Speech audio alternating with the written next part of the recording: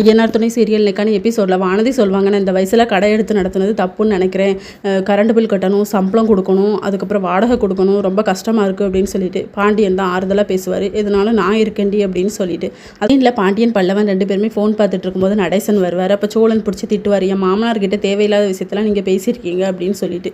நிலாவும் அவங்களும் சண்டை போட்டதாக சொல்லியிருப்பாங்க. அப்போ சேரனுமே திட்டுவார். வீட்டில் நடக்கதையும் அவர்கிட்ட சொல்லணுமாப்பா, உங்களுக்கு எதுக்குப்பா அந்த தேவையில்லாத வேலை அப்படின்னு சொல்லிட்டு. நடேசனும் அதுக்கப்புறம் திட்டிகிட்டே போவார். நிலா கொண்டு சாப்பாடு கொடுப்பாங்க, சாப்பிட்டுட்டு இருப்பாரு. அப்போ நிலா வந்து சோழன்கிட்ட கேட்பாங்க, எங்கள் அப்பா என்னை பற்றி உங்களை என்ன சொன்னாங்க அப்படின்னு சொல்லிட்டு. எதுவுமே சொல்லலை அப்படின்னு சொன்னால் என்கிட்டையும் சொன்னார், அதை மாதிரி தான் உங்ககிட்டையும் சொல்லியிருப்பாரு, அதை பற்றி நீங்கள் எதுவுமே ஒரி பண்ணிக்காதீங்க அப்படின்னு சொல்லிட்டு. சோழன் வந்து கால் பண்ணி நிலாவோட அப்பா கிட்ட சொல்லுவாங்க, நான் வீடு வாங்கி எல்லா பொருளுமே வாங்கி போட்டு என் பொண்டாட்டியை தனியாக கூட்டிகிட்டு போகிறேன், அப்போ சொல்லி அனுப்பிச்சு விடுறேன், வந்து பாருங்க அப்படின்னு சொல்லிட்டு.